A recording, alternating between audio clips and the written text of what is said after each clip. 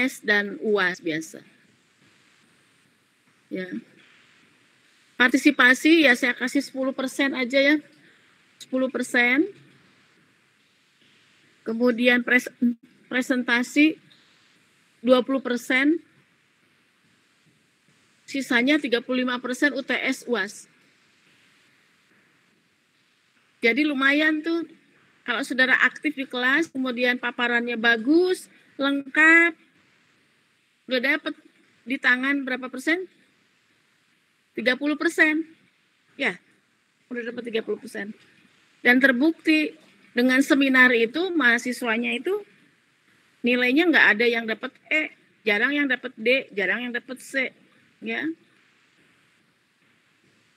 Jadi kebanyakan di B dan A, di rata kanan, di B dan A. Apalagi aktif bertanya, aktif membaca. Karena udah banyak bertanya itu karena aktif baca dulu kan. Nah, kemudian paparannya bagus gitu ya. Buku accounting theory yang dipakai di Unpad ini adalah ini nih, sebentar. Accounting theory ini nih, Godfrey. Kelihatan ya? Godfrey ini. Ya, kelihatan? Kelihatan, Bu. Ya, Godfrey. Dulu Belkawi bukunya. Tapi mahasiswa itu kesulitan, tapi saya suka Belkawi gitu. Tapi ini juga ini simple. Ya, cuma nanti banyak kesana kemarinya gitu. Tapi yang penting adalah isinya. Nah, saudara pun harus ngambil isinya. Tapi nanti untuk paparan ya, untuk diskusi nggak terbatas buku ini saja, silahkan aja pakai buku apa saja, yang penting ada accounting teorinya, gitu ya. Gitu. Nah, ini buku wajibnya. Jadi ini yang kita bahas urut chapter sampai 1 semester itu buku ini.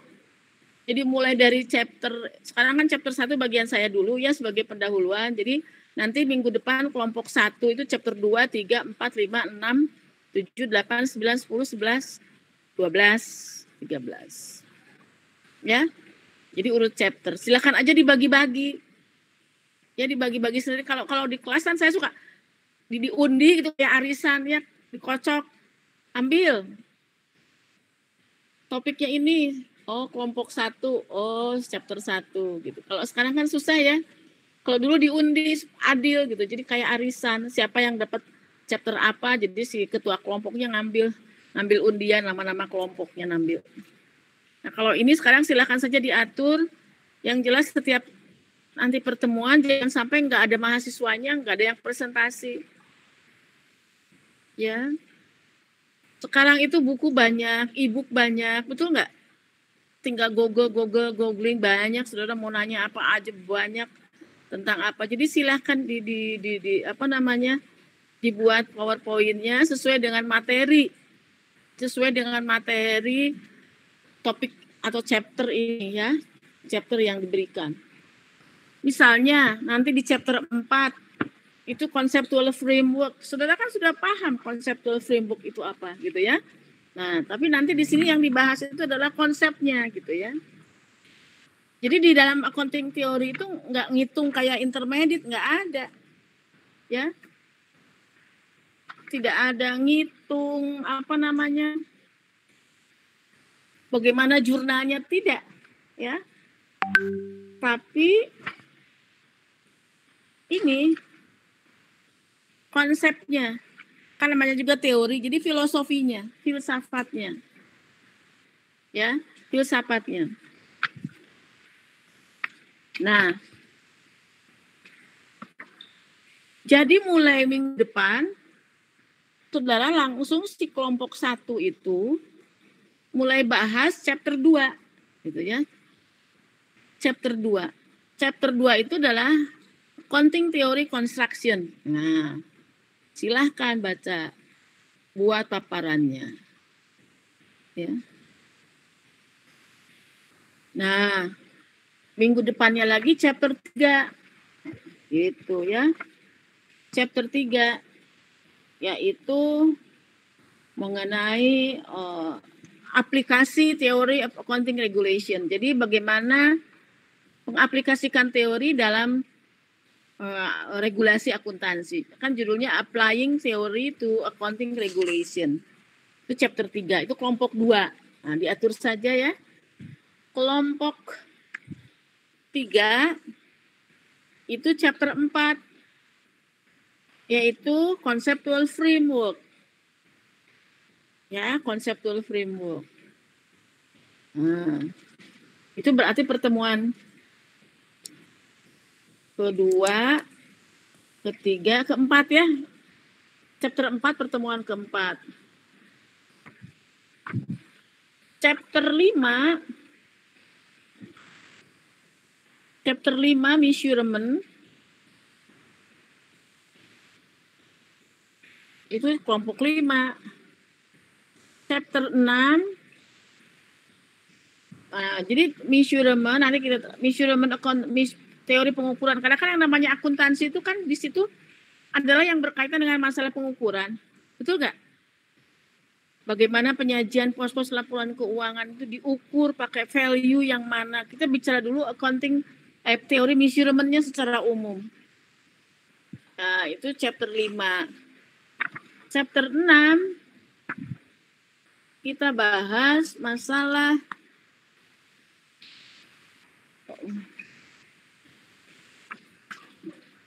chapter 6 accounting measurement system. Jadi bagaimana implementasi dari sistem akuntansi pengukuran ini. Jadi ya sistem pengukuran dalam akuntansi. Jadi yang chapter 5 bahas dulu pengertian measurement secara general. Lalu yang chapter 6 accounting measurement. Itu berarti chapter pertemuan bentar. 2, 3, 4, 5, 6.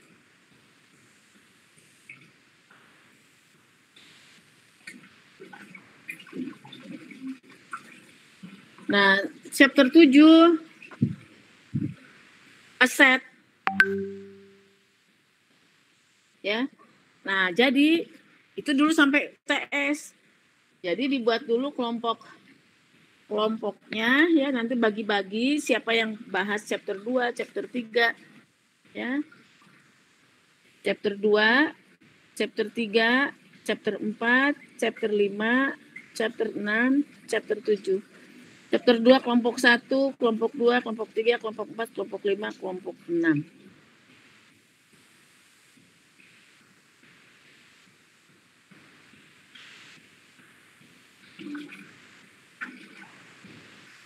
UTS saja. Nanti setelah UTS ya berikutnya chapter 8. Chapter 8 enggak sulit kok. Chapter 8 itu sudah ke pos-pos laporan keuangan. Chapter 8 liabilities and owners equity, chapter 9 revenue, chapter 10 expenses, chapter 11. Nah, ini accounting and research, chapter 12 capital market sampai chapter 13 ya behavioral research accounting. Biasanya suka nyampainya sampai chapter 13. Sebenarnya chapter 14 juga kadang-kadang suka nyampe, kadang-kadang suka enggak. Ya, tentang isu-isu yang baru gitu ya. Nah itu jadi berikutnya kelompok 7 ya. Kelompok 7, kelompok 8, kelompok 9, kelompok 10, 11, 12. Ya 12 kelompok ya.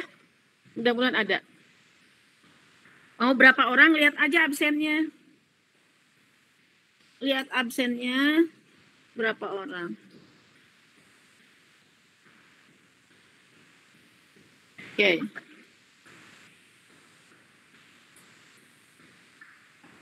Silakan bukunya. Oh, apa saja. Kemudian begini. Saya juga kalau untuk bacaan pengantar sebelum tidur, saya juga bikin buku ini. Ya. Tapi ini mah beda dengan Godfrey. Ini mah sebagai pengantar. Makanya sebut sebagai suatu pengantar. Jadi ya buku pengantar, tapi pengantar untuk memahami teori akuntansi, baik untuk membaca bukunya Belkawi, membaca Godfrey, tapi ini nggak beda dengan buku Godfrey. Makanya saya sebut ini buku bacaan ini aja, bacaan pengantar, bacaan tidur aja gitu ya. Ya, untuk baca. Nah ini apa namanya? Tapi bukunya ini. Tapi nanti presentasinya jangan ngambil dari buku saya, ya. Itu enggak? Jangan ngambil dari buku saya, ngambil buku itu. Ini untuk bacaan aja. Apa sih ini tuh maksudnya gitu ya? Supaya nanti lebih jelas.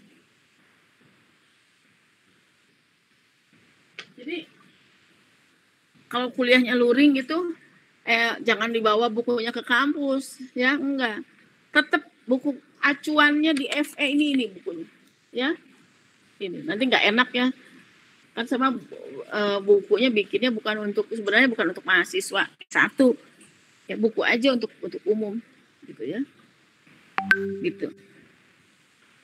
Karena itu udah lama juga nggak direvisi gitu. Kadang-kadang misalnya ngebahas current cost accounting dulu, tapi kan sekarang udah diimplementasikan current cost accounting, betul nggak? Sudah diimplementasikan current cost accounting itu. Jadi nggak ini. Jadi bacaan yang hanya disimpan di rak buku atau di tempat tidur, tapi harus dibaca. Kan sudah kalau mau tidur kan suka baca buku kan ya, suka baca buku dongeng. Nah sekarang bacanya itu, baca apa sih isinya gitu.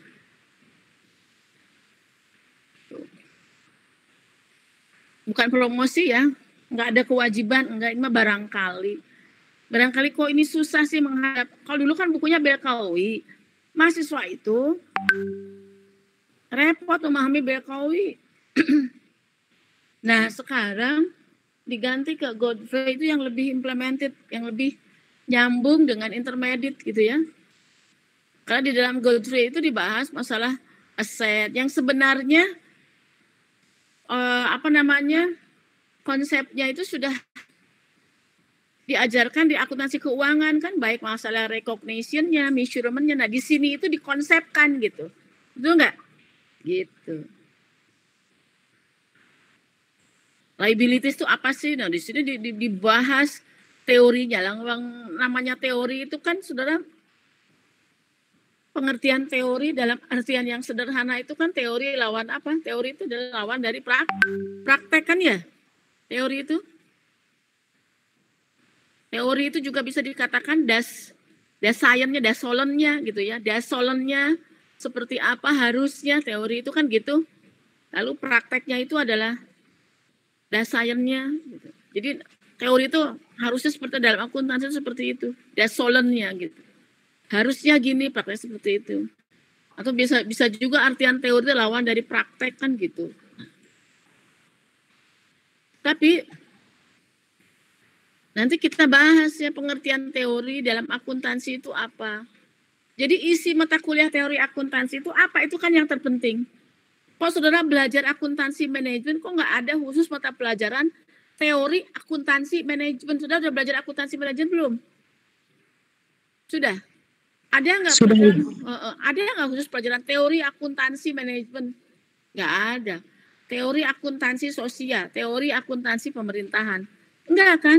Tapi saudara belajar akuntansi pemerintahan. Isinya saudara sudah belajar apa isinya? Saudara belajar akuntansi manajemen, saudara belajar akuntansi biaya. Enggak ada teori akuntansi biaya. Gitu kan?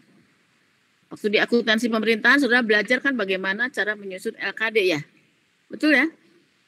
Cara belum dapat akuntansi pemerintahan? Belum. Oke. Oh ya, jadi belum terbayang. Ya kalau di pemerintahan, bagaimana menyusun laporan keuangan pemerintahan kan gitu, nggak ada sistem. Tapi di akuntansi keuangan, khususnya mahasiswa akuntansi itu belajar teori akuntansi. Teori akuntansinya itu adalah teori akuntansi yang mana? Karena kan akuntansi itu field-nya banyak, betul nggak? Ternyata isi dari mata kuliah teori akuntansi yang diberikan di mahasiswa akuntansi itu di semester 5, ini adalah teori akuntansi keuangan. Teori akuntansinya keuangan. Gitu ya. Jadi saudara itu dapatnya pengantar akuntansi. Bayangkan dapat intermediate, akuntansi AK1, AK2 kan mahasiswa suka di singkat-singkat. Dapat advance, dapat ATK. Sekarang kan kalau ATK udah masuk belum? ATK Belum, Bu. belum. Nah, kalau ATK nanti itu saudara belajar presentasi juga, tapi khusus mengenai implementasi standar, ya. Misalnya bahas PSAK tentang 71, itu aja diublek-ublek gitu ya, gimana cara intinya masalahnya dibahas, harus seperti apa. Terus diimplementasikan nanti di kasus-kasus. Nah, kalau ATK itu saudara harus cari kasus, karena nggak mungkin belajar secara akuntansi, dihafalkan, nggak mungkin. Nggak mungkin apal, tapi bagaimana implementasi standar akuntansi, misalkan PSAK 45 di mana, di asuransi, misalkan. PSAK 71 di perbankan, misalkan. PSAK 72 tentang revenue. Nah, saudara harus cari kasusnya, harus cari pusat, kemudian dibahas. Bagaimana pengimplementasian harusnya seperti apa, kemudian bagaimana yang terjadi di perusahaan itu yang berkaitan dengan revenue-nya, pengakuannya, gitu ya, yang dibahas tentang itunya. Dilihat. Jadi belajar kasus yang ada yang berkaitan dengan standar yang dibahas, ya, yang relevan tuh di mana yang ada masalah sebenarnya. Jadi supaya paham nanti, karena yang namanya mahasiswa akuntansi tanpa paham bagaimana mengimplementasikan standar, tanpa paham laporan keuangan, menyusun laporan keuangan, nggak mungkin, betul nggak? Apalagi kerja di akuntansi, di kantor akuntan, jadi auditor. Saudara nggak ngerti apa standar akuntansi, bagaimana sih seharusnya implementasi standar ini. Misalkan ada transaksi leasing, saudara kan harus paham dulu bagaimana standarnya. Nah, itu dibahas di ATK. Betul nggak? Di ATK. Nah, di akuntansi, di teori akuntansi yang saya ampu ini, namanya juga teori akuntansi, jadi belajar filosofinya, gitu. Filsafatnya. Jadi yang namanya filsafat itu, saudara harus berpikir, berkontemplasi. Yang namanya berfilsafat itu kan berpikir secara mendalam dan mendasar dan komprehensif, itu diantaranya. Nah, jadi saudara harus mendalami teori filosofi dari ilmu akuntansi itu sendiri. Apa sih akuntansi ini? Saudara itu merenung, berpikir, kritis, mendalam, ya, dipahami, tidak asal terus saja jurnal, nulis gitu ya, menjurnal langsung kayak robot, itu bukan itu, ya. Bagaimana ini bikin trial balance, transaksi jurnal dimasukin ke posting, dimasukin ke buku besar, masukin ke mana trial balance, adjustment jadi laporan keuangan, kan gitu kan? Nah, bukan gitu. Tapi filosofinya, ya. Oleh karena itu sangat cocok mata kuliah ini kalau diberikan dengan seminar, gitu ya, dengan seminar. Karena di situ ada proses pemikiran, gitu ya. Pemikiran menggunakan logika, gitu ya. Logikanya itu apa? Nah, jadi yang dibahas di dalam teori akuntansi itu adalah filosofinya akuntansi. Filosofi itu adalah kalau kita membedah suatu ilmu, kita itu harus tahu dulu ilmu itu apa isinya, betul nggak? Jadi ontologinya, isinya ilmu itu apa sih? Gitu kalau belajar teori akuntansi itu.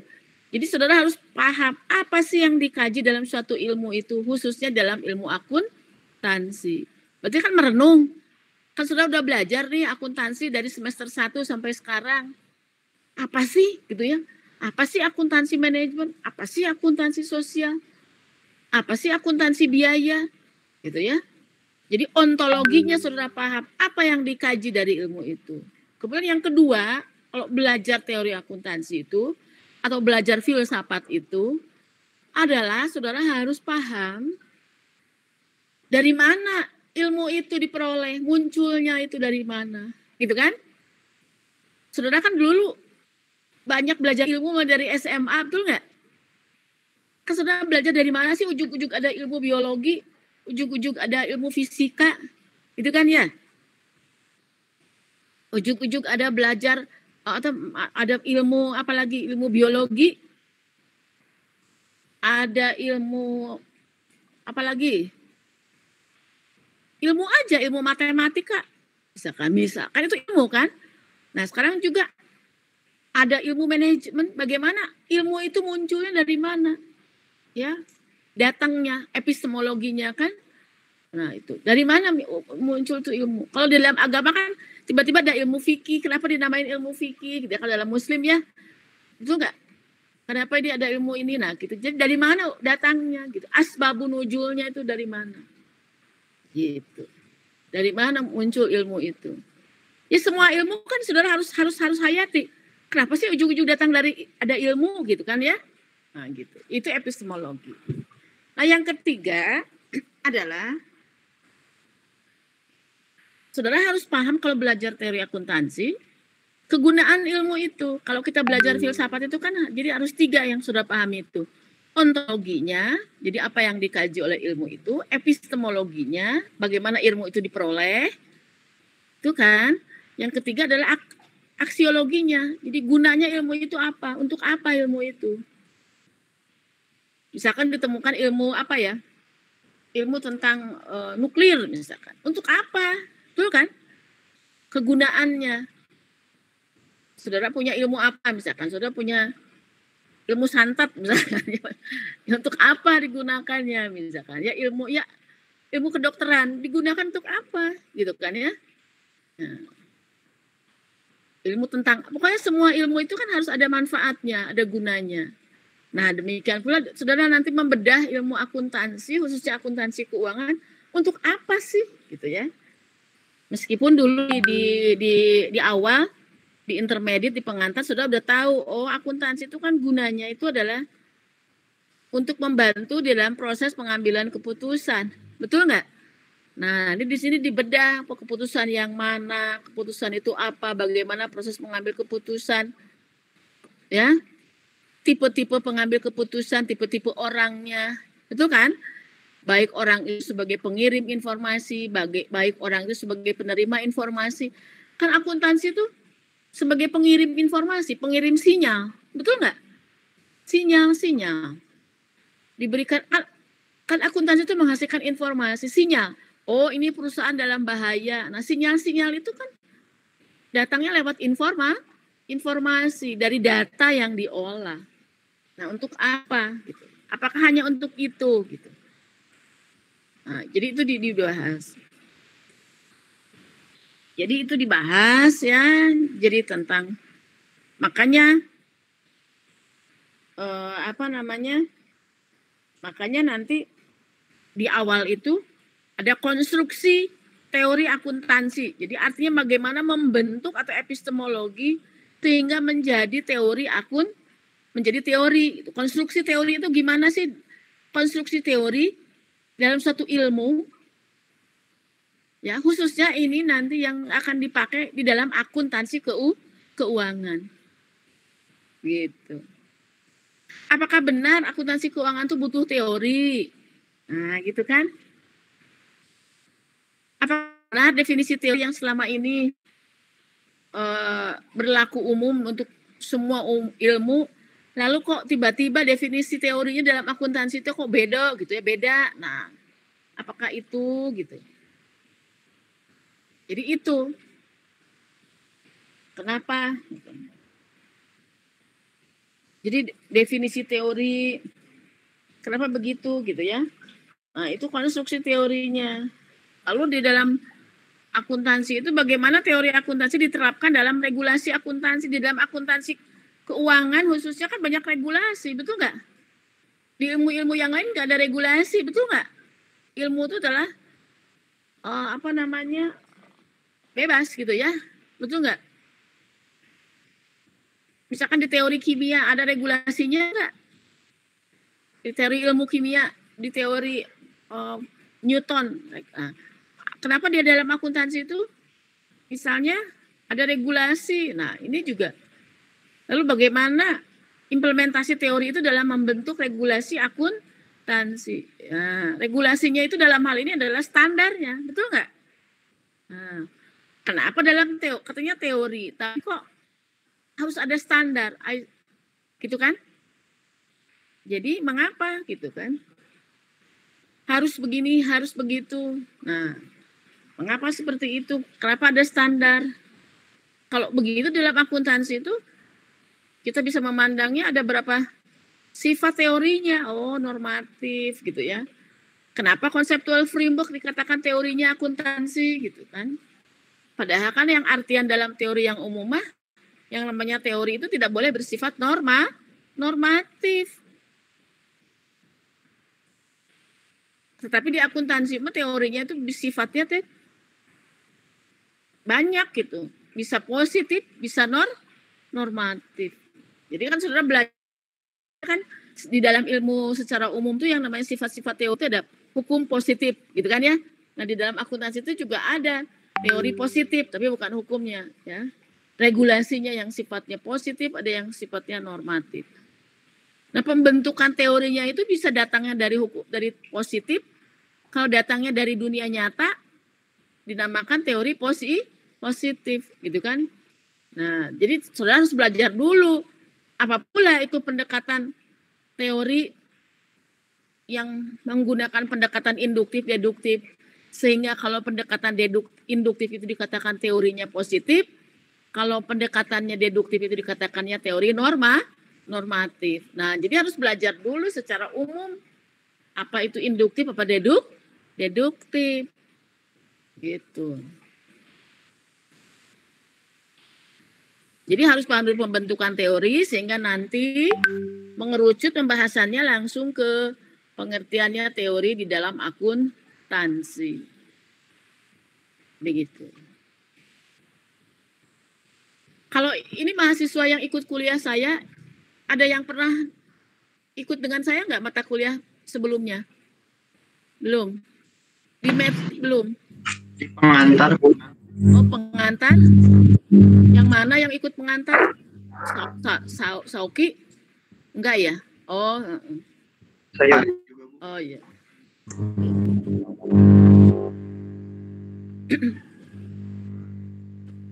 Iya gitu ya. Jadi nggak ada ngitung ya, nggak kayak pengantar. Memang agak susah ya kuliahnya, mata kuliahnya itu agak susah karena banyak bacaannya. Jangan kelewat bacanya gitu. Kalau kelewat aja jadi artinya berbeda. Ya. Kalau anak-anak sekarang kan bilangnya garing gitu ya. Garing itu bagi yang nggak mau baca ya. Gitu. Tapi sebenarnya kalau kita pahami, kita tekuni, ini teh apa sih artinya? Nah, kita diskusikan karena di dalam belajar ilmu, di dalam belajar filsafat itu kan tidak ada kebenaran yang mutlak, betul nggak? Tergantung nanti kalau kita mau berargumentasi, tergantung nanti reasoningnya, alasannya apa gitu ya, bisa dimasuk akal atau tidak, itu kan? Gitu. Jadi nggak usah khawatir, saya takut berpendapat nanti takut salah, nggak usah khawatir, ya. Sepanjang reasoning kita benar, gitu ya. Gitu. Karena kalau kita berpikir itu kan berpendapat itu sesuai dengan sudut pandangnya masing-masing, gitu. Nah, tapi di sini sudut pandangnya udah jelas, acuannya ada standar akuntansinya, betul nggak? Ada bukunya dan ada logika, diterima nggak sama logika, gitu. Kan belajar akunting logika kan bukan dihafal, betul nggak? Nah, ada nggak jurnal dihafal? Kalau jurnal dihafal mah nah susah ya, nah itu jadi logika. Nah jadi itu. Sok silakan barangkali ada yang ingin bertanya dulu mengenai teknik perkuliahan atau apapun ya yang saudara pahami tentang seluk-beluk akuntansi gitu ya.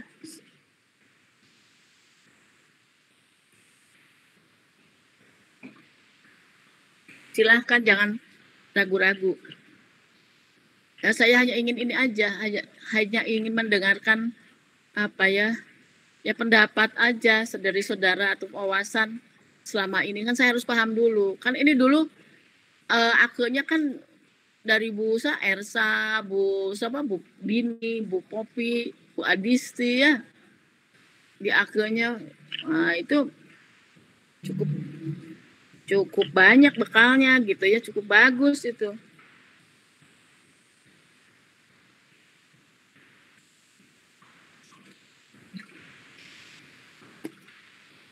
Karena ini Jumat, jadi biasanya kuliahnya nggak sampai full jam 12 ya, karena harus Jumatan, jadi setengah 12 udah beres.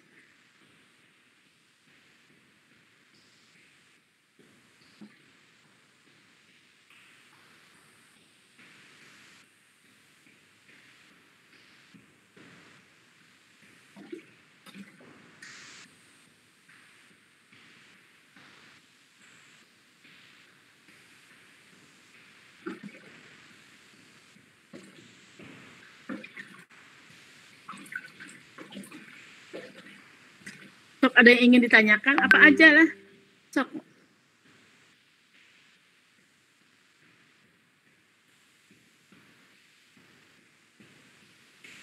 Ibu mau bertanya, kalau Silahkan. untuk presentasi itu kira-kira waktunya berapa lama, Bu?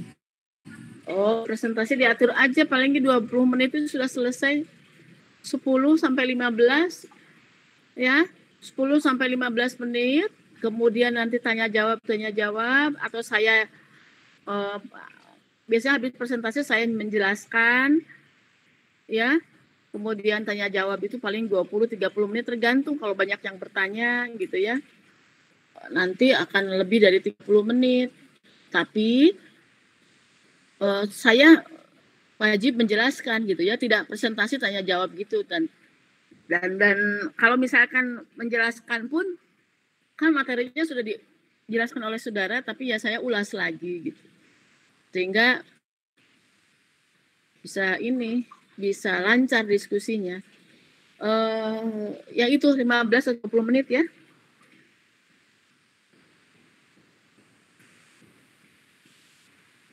Baik, Bu.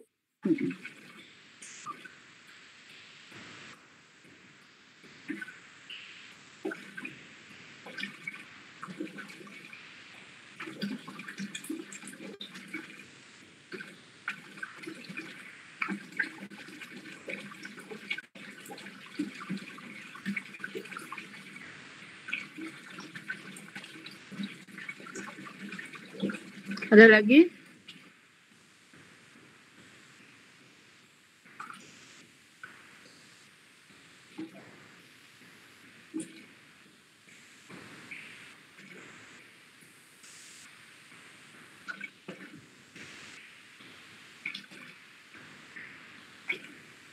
Ada yang bertanya? Ibu mau bertanya, untuk absen lewat link atau lewat nanti saya yang ngisi lewat chat. Makasih, Bu. Ya. Ya. Coba minta ini aja dulu nomor nomor KM-nya siapa ya, nanti saya kontak ke saya ya, nomor saya kan ada kan. Cari aja nomor saya ya. Nomor HP saya nanti. Tanya ke SBA. Oke. Kalau begitu saya lanjut dulu ke paparan pendahuluan dulu ya pakai PowerPoint. Sebentar saya suka ini. Oke, present now langsung klik ya. Present now langsung klik ya. Klik filenya. Klik PPT-nya Bu ya. Yang ada di pinggir itu ya. Sudah klik present now terus tab Bu, tab. Tab mana tab? Bukan tab, window. Kalau salah. Nggak ada window no mana? Itu kan ada 3 Bu, yang your entire screen, window sama tab. Ini ada? Ini belum ada? Muncul Bu. Tuh tab mana tuhnya?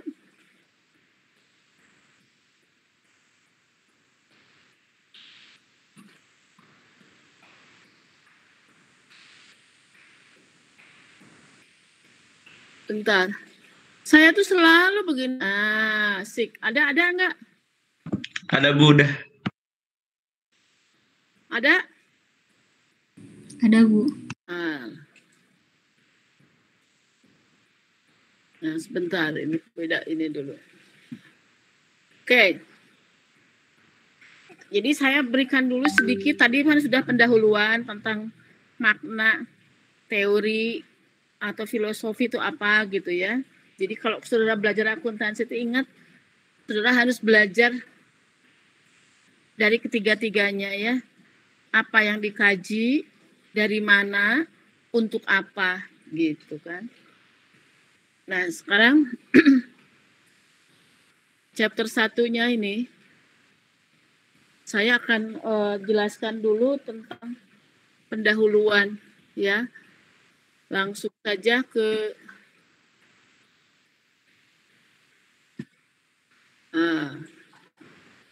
apa arti teori, khususnya untuk definisi dalam akuntansi. Karena definisi teori di dalam akuntansi itu bisa bermacam-macam. Tadi kan saya sudah jelaskan. Makna teori dalam akuntansi itu kan bisa teori itu artinya lawan praktek, teori itu adalah bisa dikatakan apa yang seharusnya. Kemudian kalau saudara aplikasikan makna teori dalam ilmu alam atau ilmu-ilmu yang lainnya di luar akuntansi, kan teori itu apa sih gitu ya. Saudara belajar fisika ada teori ini, saudara belajar biologi ada teori ini. Sehingga saudara paham apa makna teori di dalam ilmu-ilmu alam tersebut. Gitu kan? Sok sekarang saya tanya, kalau ketika saudara teringat kepada dalam ilmu ekonomi, teori permintaan dan penawaran, maknanya, arti teori itu apa sih di situ itu? Itu kan? Betul kan ya? Di dalam teori, dalam ilmu alam, misalkan di dalam apa sih teori itu? Gitu ya. Dari mana sih teori itu? Gitu ya. Nah, bagaimana cara menemukan teori? Itu kan teori, gitu ya. Teori itu ada yang apa yang ada di dalam abstrak world-nya, apakah seperti itu, gitu ya? Atau apa yang seharusnya. Tapi di sini definisi yang diberikan oleh Godfrey yang paling relevan untuk akuntansi itu adalah seperangkat hipotetis konsep ya dan prinsip-prinsip yang pragmatis ya yang merupakan acuan umum, jadi di general framework of reference ya suatu bidang yang diteliti ya sebagai acuan. Nah acuannya itu untuk akuntansi ya, untuk menilai praktek atau evaluasi praktek untuk mengembangkan praktek akuntansi maupun masa datang. Nah, jadi kegunaan teori seperti itu. Jadi tapi yang di sini yang harus digarisbawahi itu kok pengertian teorinya itu kok dicampur. Ada hipotesis, ada konsep, ada prinsip yang pragmatis. Ya, arti pragmatis kan ngerti kan? Ya. Dalam bentuk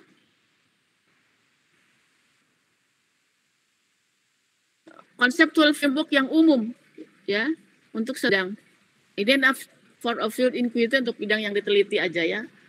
Nah kalau dalam akuntansi itu berarti teori dalam akuntansi yang gunanya si general reference framework ini gunanya itu adalah untuk mengembangkan praktek akuntansi itu sendiri. Praktek itu adalah ilmu yang akan diterapkan di dalam dunia nyatanya dalam prakteknya gitu.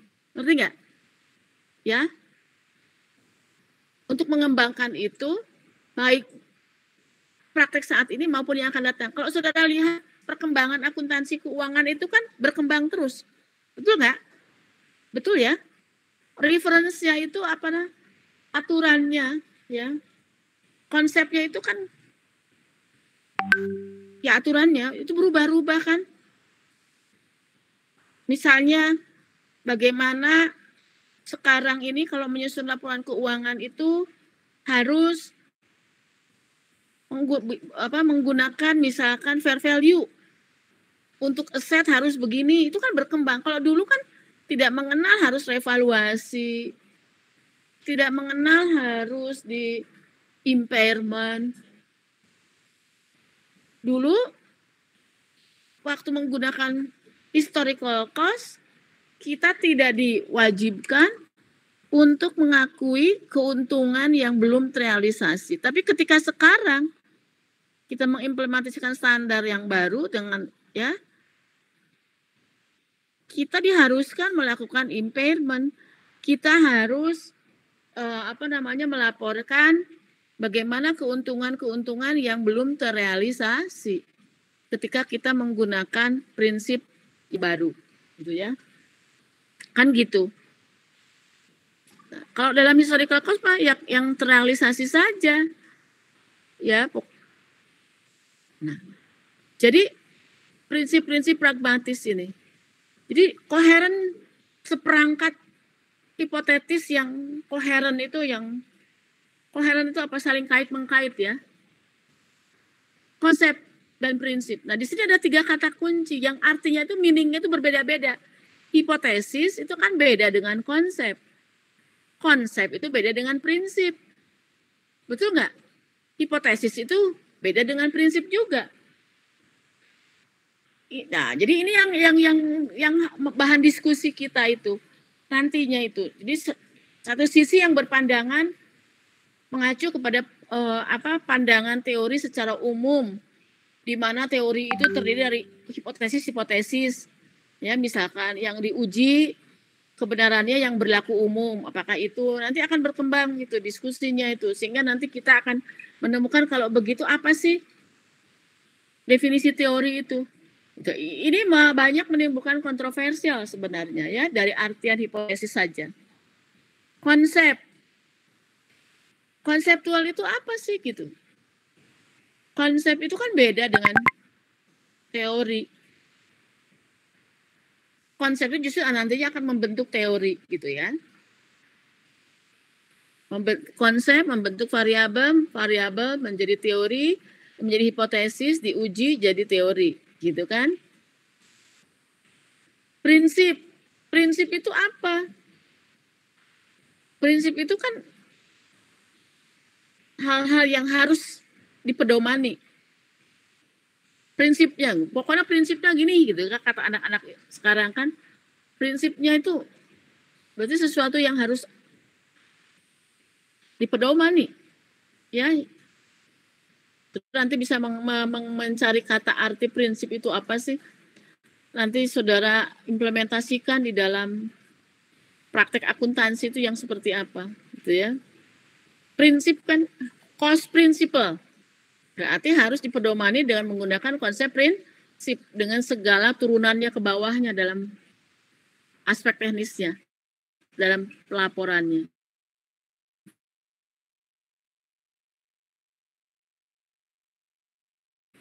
Konsep nilai sekarang itu gimana? Gitu ya. Nah, tapi jadi intinya membentuk suatu general reference. Jadi framework yang umum ya sebagai reference ya. Makanya di dalam akuntansi itu conceptual framework itu sebagai general framework-nya ya, yang umum sebagai acuan untuk pelaporan keuangan. Oleh karena itu kadang-kadang definisi teori untuk akuntansi itu conceptual framework itu kadang-kadang diartikan sebagai teorinya tanda kutip dalam akuntansi. Ya, conceptual framework itu saudara sudah belajar kan di AK1. Saudara bayangkan isi dari conceptual framework itu apa? Conceptual framework adalah sebagai teori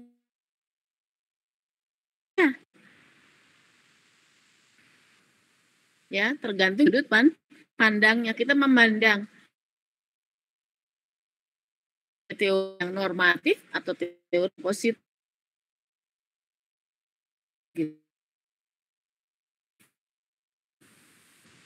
Ya, nah demikian akuntansi.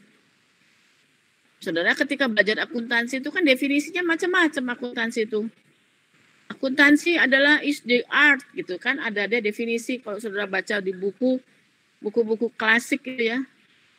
Akuntansi sebagai sistem informasi di KISO. Itu enggak? Sistem itu apa? Yang mengolah input menjadi output. Inputnya apa? Outputnya apa gitu kan? Sistem. Akuntansi adalah aktivitas jasa. Benar. Akuntansi adalah bahasa bisnis.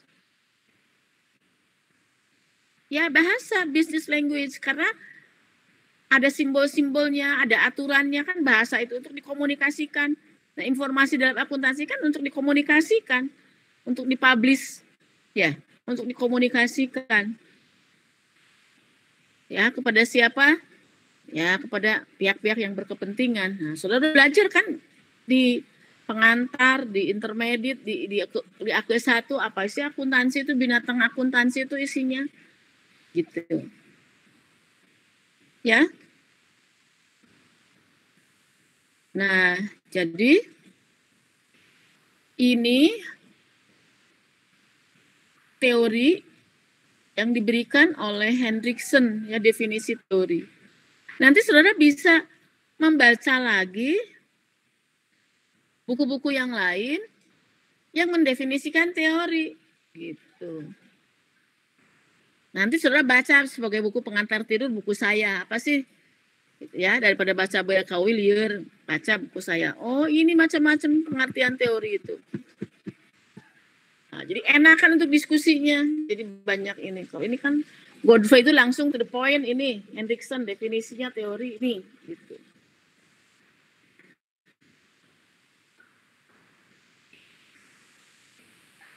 Oke, ya saya klik lagi. Yang jelas yang namanya teori itu pasti hasil dari logical reasoning, ya, dari hasil proses pemikiran yang logik. Kan kalau kita berpikir itu kan harus logik. Berpikir itu, cara berpikir itu kan ada dua. Kalau kita berpikir itu bisa diterima secara logika dan bisa diterima secara empiris, ya. Kalau saudara berpikir misalkan yang bentuknya rata, ada kakinya 4 itu meja, dan memang empirisnya meja seperti itu gitu ya, dan itu bisa diterima oleh akal, gitu kan. Jadi pembuktian proses pemikiran itu harus bisa dibuktikan secara logika, ya, dan secara empiris. Jadi di sini teori akuntansi itu apa artinya? Artinya teori akuntansi itu adalah merupakan suatu logical reasoning. Nah, dalam bentuk in the form of a set of broad principle.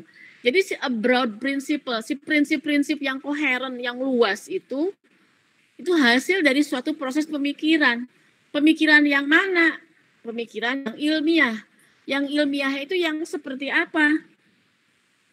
Yang ilmiah itu yang bisa diterima secara empirical dan logik. Pemikiran ilmiah itu suatu proses pemikiran yang menggunakan pendekatan induktif dan deduktif. Jadi menggabungkan antara induktif dan deduktif. Nah, nanti saudara belajar apa sih deduktif itu, apa sih induktif itu, apa pendekatan deduktif dalam akuntansi itu, contohnya seperti apa, pendekatan induktif itu seperti apa. Nah, isi buku Godfrey ini nggak dijelasin. Contoh-contoh pemikiran deduktif, penalaran deduktif dalam akuntansi. Penalaran induktif dalam akuntansi contohnya seperti apa? Hanya didefinisikan saja logical reasoning-nya ini proses pemikiran logis, ya. Nah, jadi si conceptual framework itu bukan datangnya tiba-tiba dari langit, tapi hasil dari suatu proses pemikiran yang ilmiah tadi. Ya. Yang gunanya adalah ini. Ya, sebagai provide a general framework, ya, untuk mengevaluasi praktek akuntansi dan sebagai guidance, ya, untuk pengembangan praktek and prosedur di masa yang akan datang, gitu, untuk pengembangan. Nah, standar akuntansi kan berkembang, itu pasti tidak lepas dari conceptual framework-nya. Makanya conceptual framework-nya ini adalah teorinya ini adalah bersifat umum, universal.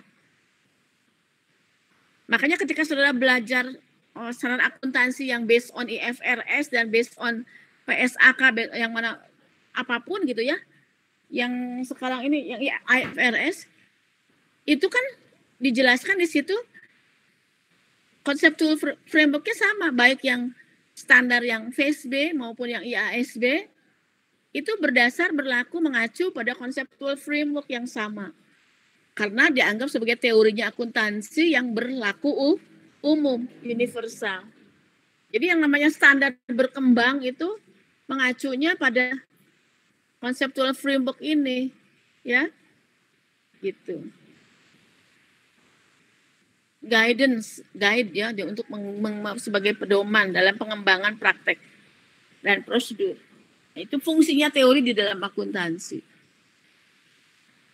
Itu ya. Ada pertanyaan? Ada pertanyaan dulu atau lanjut? Belum ada. Lanjut. Oke. Tapi bisa dipahami enggak? Bisa dipahami?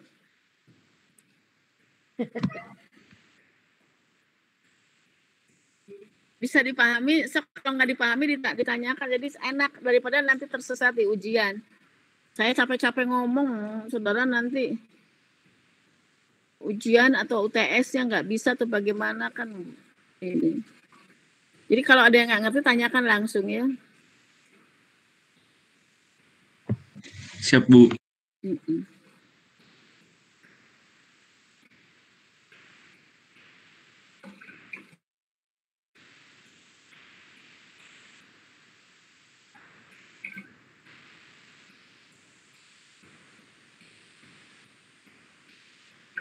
Jelas.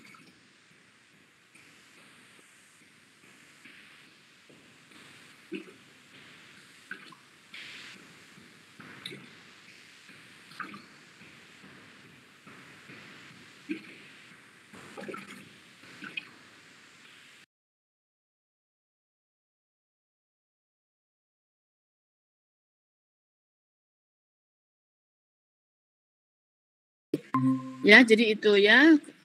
Oke. Nah, yang namanya teori itu kan harus diterima secara umum. Betul nggak? Harus disepakati oleh semua. Jadi orang tuh ngakui gitu, teori ini memang ini gitu. Misalkan teori Einstein, E sama dengan MC kuadrat, kan semua orang nggak ada yang menyangkalnya. Diterima umum, betul nggak? Akui. Menciptakan teori cara membuat kue misalkan, kue yang enak. Nah, kue yang enak itu resepnya itu kan itu harus berterima umum, memang benar diakui, memang kalau resepnya itu tuh enak gitu kan gitu. Nah, jadi keberterimaan suatu teori itu kan harus berlaku umum teori itu ya. Tergantung apakah seberapa besar dia itu bisa menjelaskan dan memprediksi realita.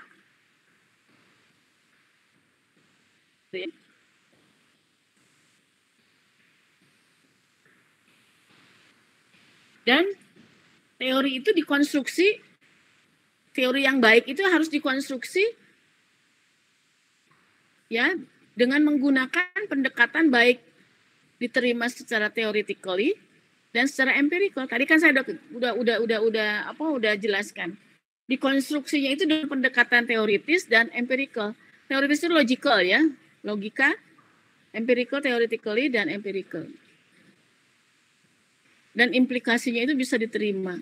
Jadi acceptable ya.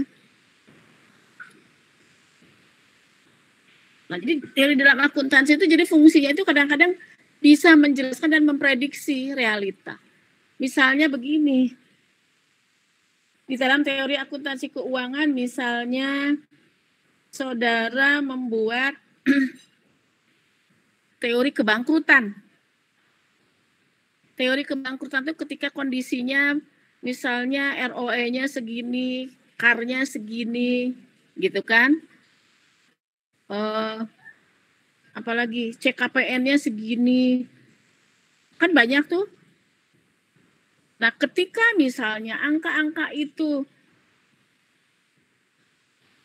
dihitung sedemikian rupa, menghasilkan suatu skor yang sedemikian rupa, katakannya di bawah 2, oh maka akan diprediksi perusahaan itu akan bangkrut gitu. Atau jangan jauh-jauh, informasi laba saja. Informasi laba itu kan bisa salah satunya bisa digunakan untuk memprediksi keadaan di masa yang akan datang. Bagaimana tentang kondisi keuangan, ya, realitanya gitu ke depannya itu akan seperti apa. Dengan laporan keuangan, dengan informasi akuntansi itu kan bisa menjelaskan apa yang terjadi tentang kesehatannya, ya, kesehatan keuangannya, tentang performance-nya. Itu kan explain, menjelaskan mengapa seperti ini, mengapa aset harus disusutkan, gitu kan, mengapa liabilities harus utang jangka panjang, obligasi itu harus diamortisasi, mengapa ini harus di-impairment. Nah, itu teori yang fungsinya harus menjelaskan. Ya.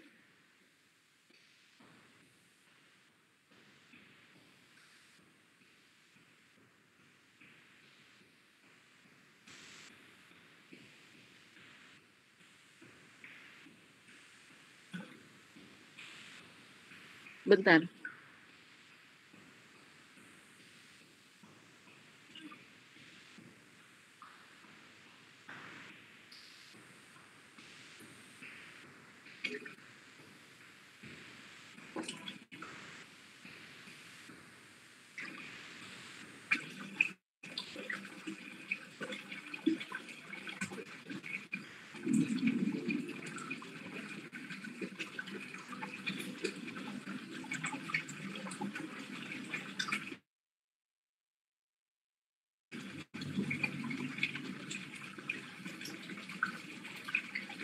Begitu ya.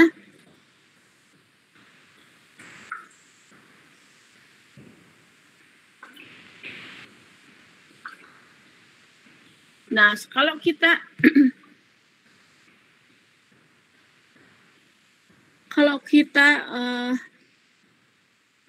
sini melihat dari teori secara sederhana aja dulu.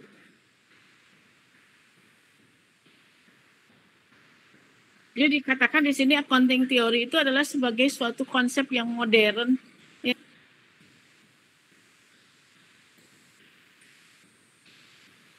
Seperti apa, matematik atau fisika. Ya.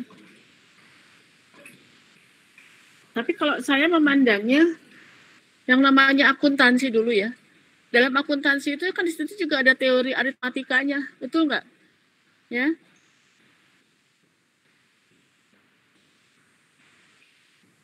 Nah, saudara ingat double entry accounting? Ya, double entry accounting itu yang hasil pemikirannya Luca Pacioli, debit kredit gitu ya, bahwa setiap transaksi itu harus mempengaruhi 2 akun, betul nggak? Double entry kan dalam akuntansi ketika saudara membuat laporan keuangan yang namanya persamaan akuntansi, itu kan setiap transaksi mempengaruhi 2 sisi debit, sisi kredit, kemudian mempengaruhi akun mana yang dipengaruhi. Kalau transaksi itu kan bisa mengakibatkan akun yang satu naik, akun yang lain turun, atau akun yang sama tapi naik turun, gitu kan? Seperti itu. Nah, itu adalah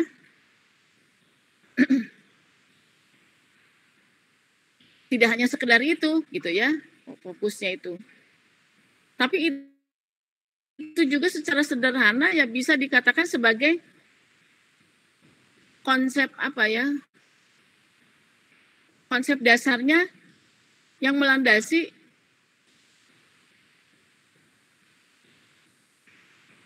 praktek itu gitu ya, melandasi. Jadi dilandasi secara teoritikal oleh konsep itu. Di dalam akuntansi itu untuk pelaporan itu di sebagai dasar ya yang underline secara teoritis itu. Bagaimana mendokumentasikan ya itu.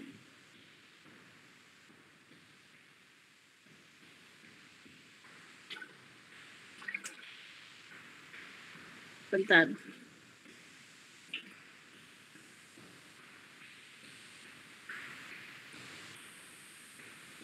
Nah, sok silahkan saudara yang ini saudara terjemahkan dulu, coba supaya nanti saya akan menerjemahkannya bebas, ya.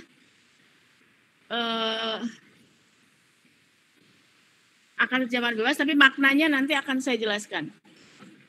Siapa yang pintar bahasa Inggrisnya?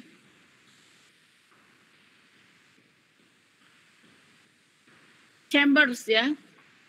Siapa coba? Chamber ini sering menjelaskan bahwa yang namanya teori itu adalah sebagai body of practices, seperangkat praktek gitu ya, yang dikembangkan untuk merespon kebutuhan praktek. Jadi kalau menurut saya ya sebenarnya yang namanya akuntansi juga itu adalah seperangkat body of knowledge gitu, tidak hanya seperangkat body of practices, ya. Jadi kalau ini adalah pengertian teori secara pragmatis yang hanya dikembangkan untuk memenuhi merespon kepentingan praktek, ya. Gitu.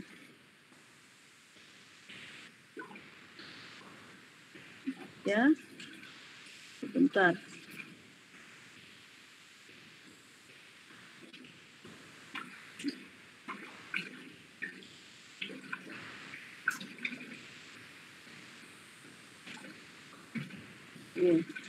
Bentar ya, sebentar.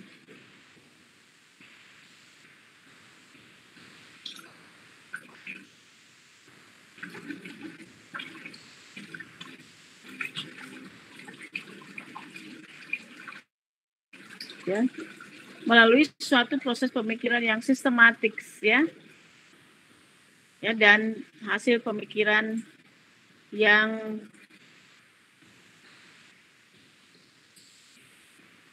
hati-hati gitu ya. Nah, jadi intinya ini adalah si Chamber ini teori dalam akuntansi itu sebagai body of practice ya, dikembangkan untuk merespon kebutuhan praktek.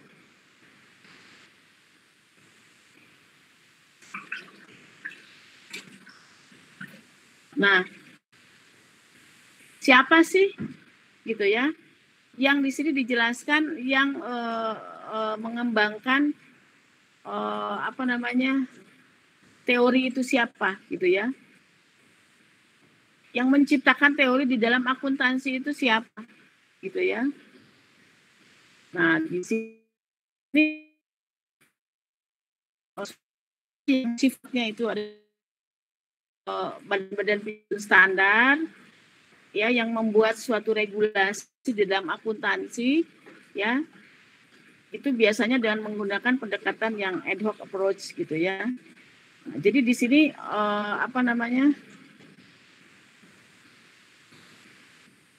suatu badan yang menyusun misalnya accounting standard, badan penyusun standar.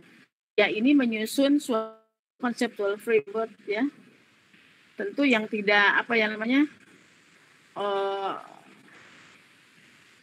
tidak ditujukan untuk suatu praktek yang tidak inkonsistensi.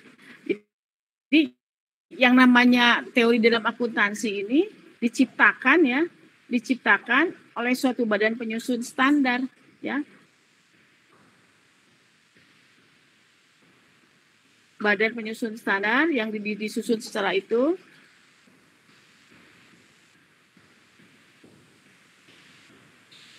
bentar. Jadi tidak hasil begitu saja, tapi ada hasil ada perundingan, ada diskusi gitu ya. Seperti ini di IFRS itu kan dibuat oleh suatu badan, suatu proyek khusus ya, yang di apa namanya, yang proyek khusus yang khusus gunanya itu, yang tugasnya itu gitu ya. Nanti sudah belajar ATK deh dengan Bu Ersa, bagaimana nanti proyek-proyek yang dibuat untuk penyusunan salah-salah akuntansi itu ya, seperti itu. Oh, ini banyak standarnya.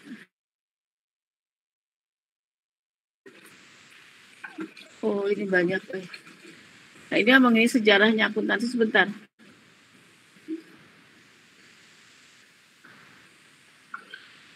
Nah, ini aja deh. Ini yang penting aja dulu.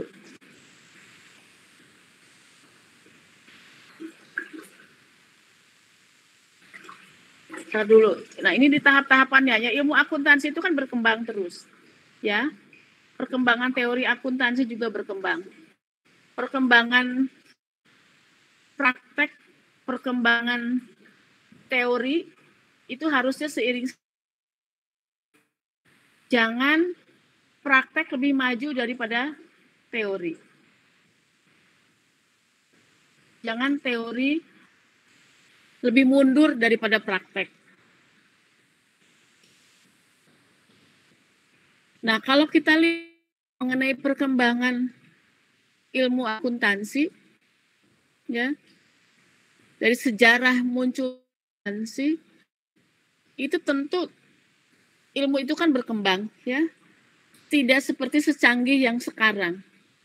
Kalau kita periodisasikan, bagi-bagi apa dipilah-pilah, ya, dalam perkembangan sejarah ilmu akuntansi. Ini di periode 400-1800 ya. Ini disebut dengan pre-teori. Jadi belum semapan sebagai kedudukannya sebagai ilmu gitu ya. Karena kan dulu teori itu ada dibentuk itu karena hanya merespon kebutuhan pragmatis untuk kebutuhan praktek saja. Jadi belum dikembangkan dengan metodologi yang ilmiah yang mengikuti perkembangan praktek yang seperti sekarang. Teori di zaman Mesir kuno, misalkan dalam akuntansi kan sudah ada dulu ya. Beda akuntansi dengan di revolusi industri yang tahun 1911. Beda lagi sekarang kan kebutuhan teorinya untuk merespon perkembangan zaman di era digital, apalagi di era industri yang 4.0 itu kan berbeda, ya. Jadi ilmu itu berkembang sesuai dengan perkembangan zaman, ya. Teknologi berkembang sangat berpengaruh. Demikian pula akuntansi itu juga akan terus berkembang. Misalkan di zaman ya saudara bayangkan saja di zaman Mesir kuno aja, kemudian di zaman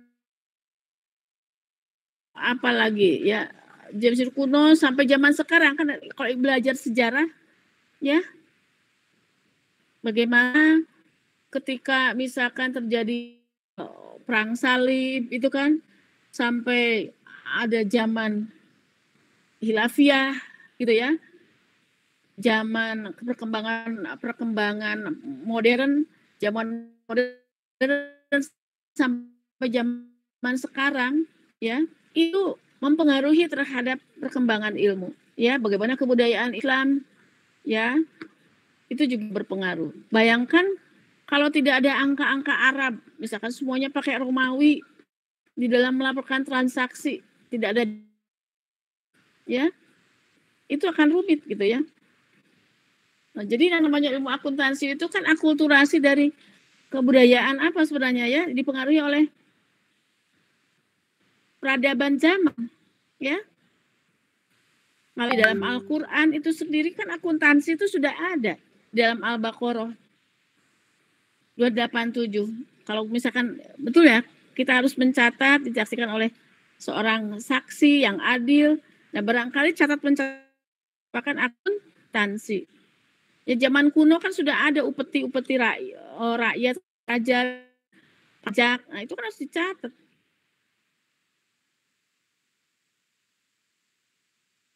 Belum ada kebutuhan untuk menghitung factory overhead cost. Ya, karena belum ditemukannya mesin. Setelah ada mesin, nah itu pasar modal berkembang.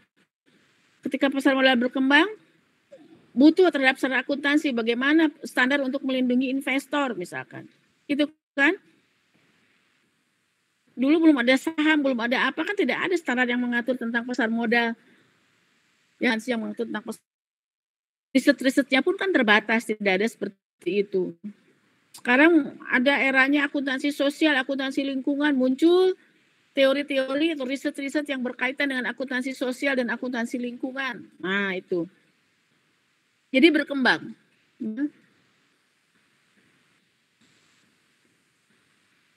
Tapi dasarnya itu adalah yang menggarisbawahinya dalam yang melandasi teori akuntansi itu adalah double entry itu, ya.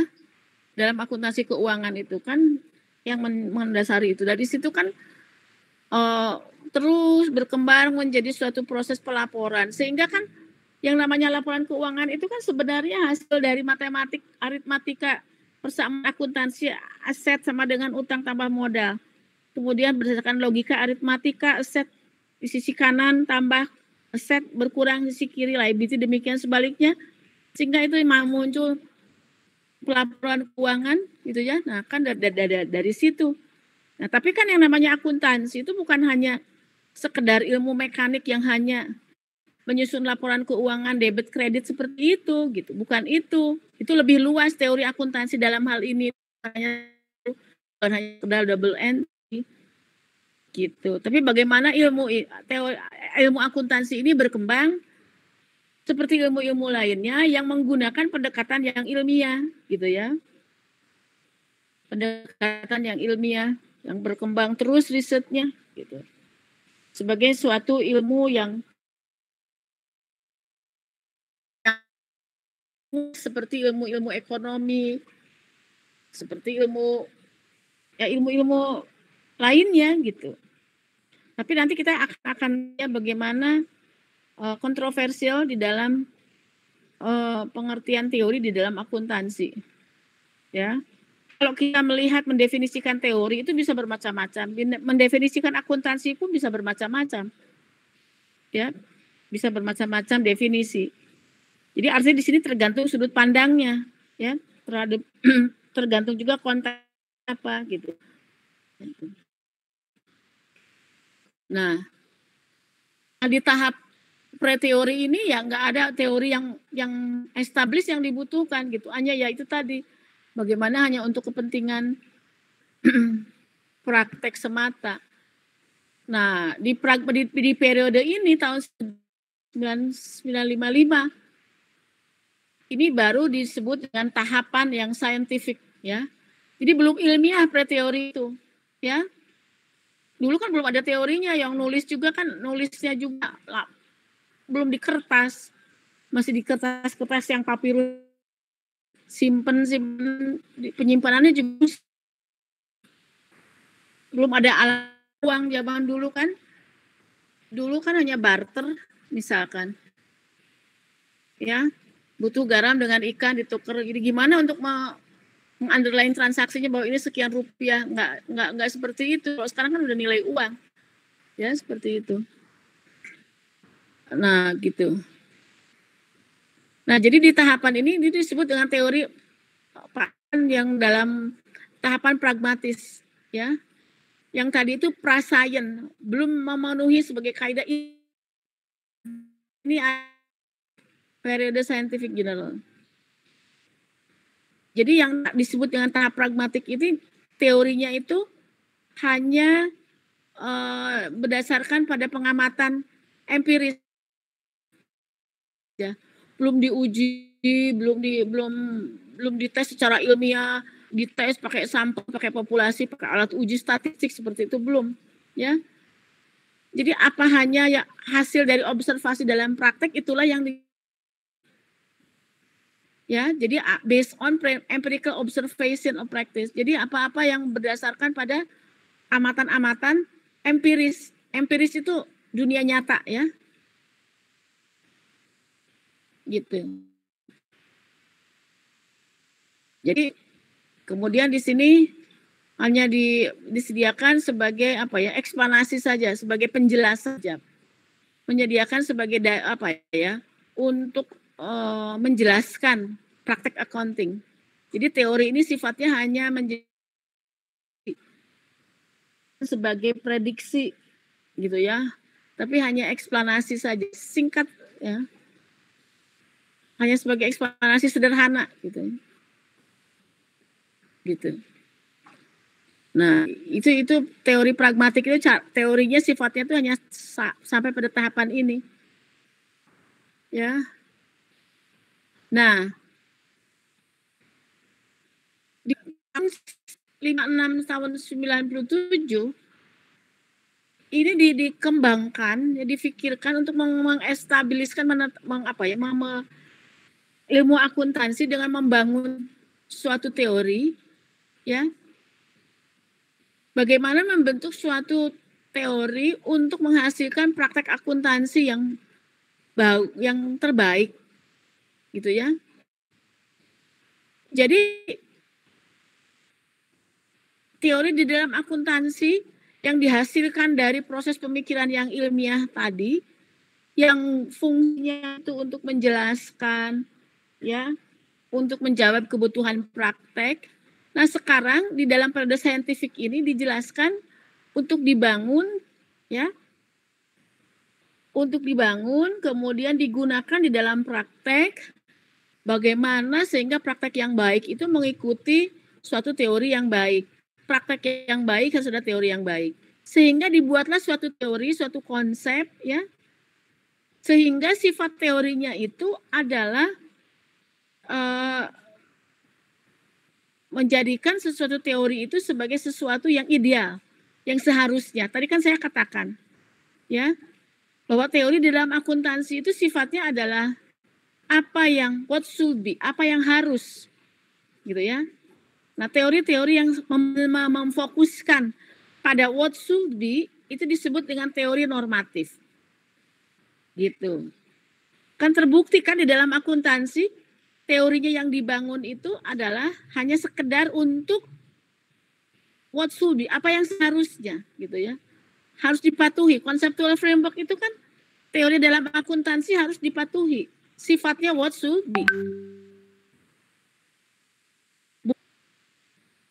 Mengapa seperti itu? Gitu ya. Lawan dari normatif itu positif. What is kalau format positif itu fokusnya itu menjelaskan pada apa yang terjadi, diuji kemudian diuji dengan emulasi yang secara ilmiah lalu menjadi teori ya gitu kan. Kalau normatif ini datangnya dari abstract world, dari logical reasoning, diciptakan suatu teori untuk menciptakan suatu the best practice accounting yang terbaik ya, praktek akuntansi yang baik, yang memfokuskan pada apa yang seharusnya gitu ya. Tadi kan saya katakan bahwa yang namanya teori dalam akuntansi itu adalah sesuatu yang ideal, sesuatu yang seharusnya, dasolennya itu seperti apa gitu. Nah itu. Nah jadi dipilah-pilah di tahun 56 itu teorinya itu masih sifatnya normatif. Tahun 56 sampai 70 itu. Ya. Pokoknya kalau ingin praktek yang baik, di teorinya ini harus begini, ini harus begini. Ya tentu mengikuti tadi ya, yang paling prateori itu hanya sekedar pada teorinya Luca Pacioli yang debit kredit itu tadi, tapi kan tidak sekedar itu. Tapi mulai di tahun 56 ini sudah ada pasar modal, jadi sudah ada kebutuhan akan standar, harus begini, harus disusutkan gitu kan ya. Harus disusutkan, kemudian aset disusutkan, kemudian kalau ada utang jangka panjang harus dulu itu di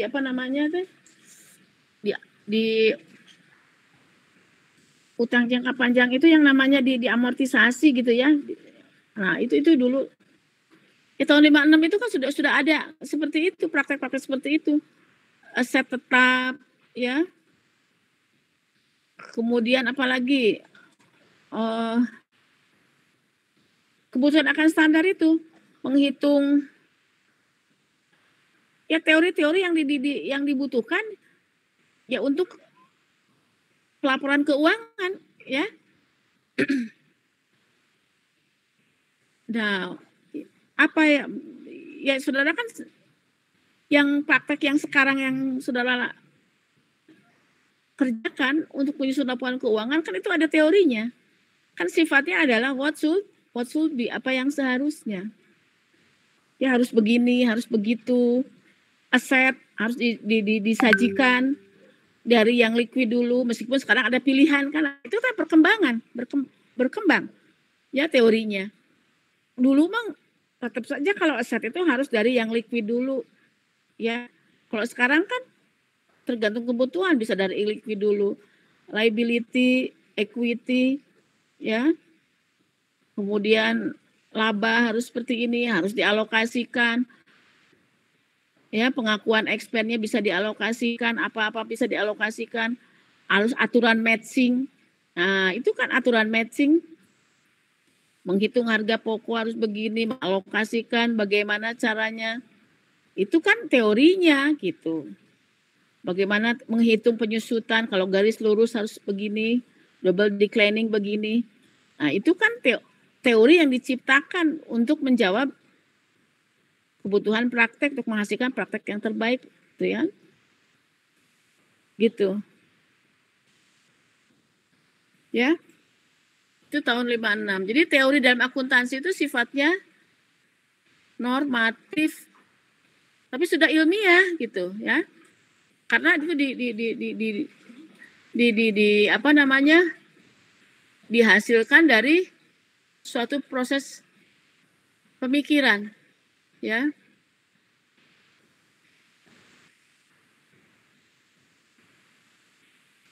Nah, nanti ini kita bahas lagi di chapter selanjutnya ya. Mengenai nanti bagaimana perdebatan yang berkaitan dengan normatif teori terutama dengan konsep-konseptual framework dan kritik-kritik terhadap historical cost. Dan kritik-kritik yang dulu udah muncul ini kan sudah dijawab sekarang. Buktinya sekarang laporan keuangan tidak harus lagi disusun historical cost, bisa menggunakan fair value-nya. Gitu kan? Nah, jadi di sini juga ada kompetisi ya dari beberapa pandangan. Jadi banyak kontroversinya. Kontroversi yang didominasi oleh pendukung conceptual framework dan pengkritik dari historical cost. Jadi normatif teori conceptual framework atau teori yang diciptakan itu juga menimbulkan pertentangan gitu ya. Perdebatan. Ya. Ini normatif. Oke.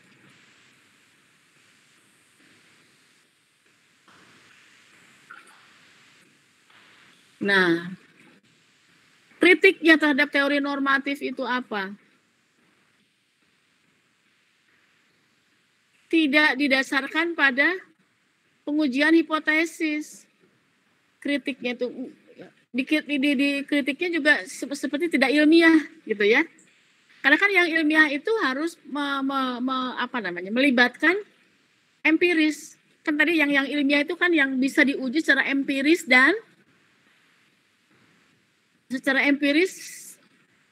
logika ya, dan logis ya. Kalau ini normatif teori ini hanya diciptakan berdasarkan logika, berdasarkan apa yang terjadi dalam abstract world yang nanti untuk diterapkan di real world gitu ya. Gitu ya, pemikiran logik sehingga dikritik gitu ya, bahwa teori-teori yang normatif ini tidak melalui pengujian hipotesis yang diuji secara empiris. Contohnya, misalkan begini. Di dalam akuntansi itu ada teori yang mengatakan bahwa perusahaan itu teori going concern misalkan. Itu dianggap sebagai, kalau itu dianggapnya teorinya akuntansi ya. Historical going concern. Suatu perusahaan itu dianggap sebagai suatu entitas yang yang akan yang akan hidup terus gitu ya. Padahal kan kenyataannya tidak seperti itu. Jadi banyak yang terbantahkan. Nah, di dalam pengertian teori ini yang lemah secara empiris itu ya, tidak mengalami pengujian hipotesis. Itu kan seharusnya ada hipotesisnya, kemudian diuji. Nah, di dalam akuntansi kan tidak ada, hanya normatif saja, ini harus begini. Misalkan ada going concern, monetary unit yang sifatnya stabil, padahal kan empirisnya monetary unit sebagai alat pengukur transaksi kan nggak stabil. Jadi secara empiris, ya, itu tiba-tiba datang saja seperti itu tanpa melalui pengujian, secara empirical. Nah, ini menjadi terbantahkan gitu. Ya. Makanya dikatakan kadang-kadang ada dikatakan asumsi, ada yang katakan asumsi, dikatakan konsep. Karena nggak jelas tadi, karena ini ada kritikan tadi. Gitu. Yang seharusnya yang namanya teori itu harus diuji secara hipotesis, harus bisa diuji secara empirik. Di dalam akuntansi kan semuanya hanya harus saja gitu. Harus historical cost, harus begini gitu. Gitu ya. Nah, sedangkan yang namanya teori itu kan hasil pengujian empirical ya. Dari hipotesis yang diuji, dugaan-dugaan yang diuji secara empiris itu menjadi teori kan gitu. Misalnya begini. Ada teori yang mengatakan ini anggap sebagai teori ya. Ketika kinerja perusahaan naik, misalkan harga saham akan tinggi, gitu kan? Atau kinerja bagus, maka respon terhadap saham itu atau harga saham itu naik. Nah, itu kan harus diuji. Kalau itu bisa diterima, ya itu menjadi teori. Gitu kan? Seperti itu. Nah, di dalam akuntansi itu yang namanya teorinya itu conceptual framework-nya yang sifatnya normatif ini tidak bisa dibuktikan secara ilmiah, itu terbantahkan gitu. Mulai dari definisinya ya, definisinya accounting yang macam-macam gitu ya. Kemudian isinya kan bukan hipotesis. Justru isinya itu kan seperangkat prinsip. Gitu kan? Prinsip kan beda dengan hipotesis. Nah, ini kritikan dari teori normatif. Dan hanya didasarkan pada value judgment saja teorinya. Nah, itu kritikannya. Ya memang kita ketahui kan di dalam akuntansi keuangan, khususnya di dalam misalkan dalam melakukan pelaporan keuangan kan banyak judgment-nya di situ. Ada misalkan teori penyusutan. Ya, ada macam-macam teorinya, tapi kan apa yang akan dipilihnya itu tergantung dari judgment si penyusun laporan keuangan, judgment management saja begitu. Ya. Jadi pertama ini kritikannya itu memang di dalam teori normatif itu sepertinya tidak memerlukan pengujian hipotesis ya, karena memang yang namanya prinsip itu yang normatif itu ya untuk dipatuhi gitu ya, bukan untuk diuji ya. Dan value judgment. Sedangkan yang namanya ilmu itu kan harusnya bebas nilai gitu ya. Tapi akuntansi memang tidak bebas nilai juga gitu ya. Nah, kemudian tahun 50 sampai saat ini mulailah teori akuntansi itu teori dalam akuntansi dan include di situ ilmu akuntansi keuangannya ya. itu kan berkembang tahun 50 itu, ya. Udah teorinya itu sudah sudah mempunyai apa ya, bukan sini. Ada aliran positif gitu ya, ada bergeser dari yang sifatnya normatif ke positif. Bergeser ya. Dalam suatu new form ya.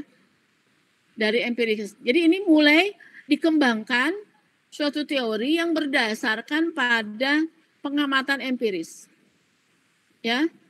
Nah, suatu teori yang berdasarkan pada apa yang terjadi, bukan apa yang seharusnya, itu dikatakan dengan positif teori. Ya. Makanya dalam periode ini muncul sebagai suatu periode yang ilmiah. Ya. Di sini berusaha untuk menjelaskan praktek-praktek akuntansi itu mulai diobservasi. Nah, jadi kalau tadi normatif itu apa yang seharusnya kemudian dipraktekkan dalam dunia nyata, nah sekarang kebalikannya. Apa yang terjadi dalam dunia nyata itu diamati. Ya, diamati sehingga nanti dari amatan itu diteliti dengan metodologi ilmiah, nanti menghasilkan riset teori-teori yang akan berlaku umum gitu.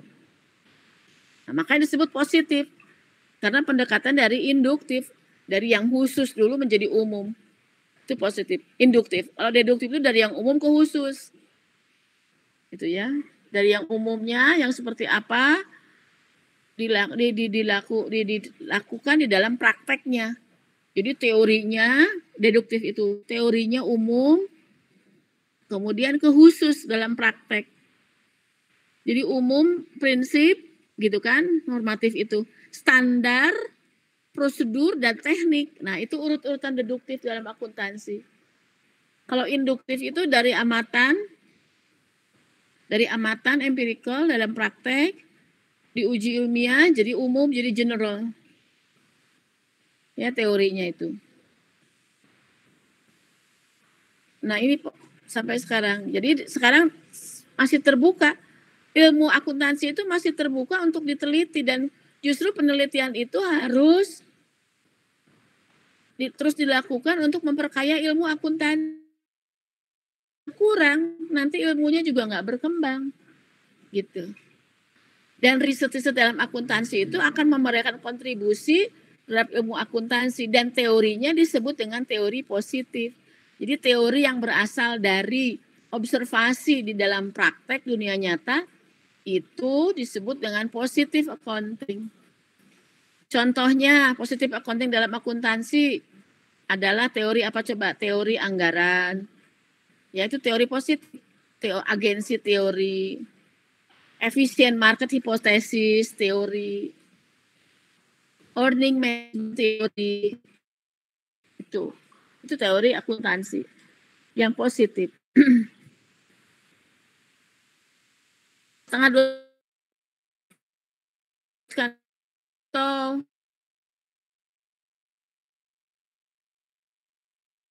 ini saya lebih mendalam. Coba kelompok 1 ini nggak perlu ya dibahas lagi ini supaya lebih mendalam. Tapi yang nggak perlunya nggak usah. Nah, seperti ya ini sih apa sih konsep ini kan zaman dulu yang sekarang udah terjadi. Jadi ditarik intinya aja. Nanti untuk kelompok 1 saudara bahas lagi, perdalam lagi positif teori sifat-sifat teori dalam akuntansi yang positif, normatif, coba supaya lebih paham. Ya, nanti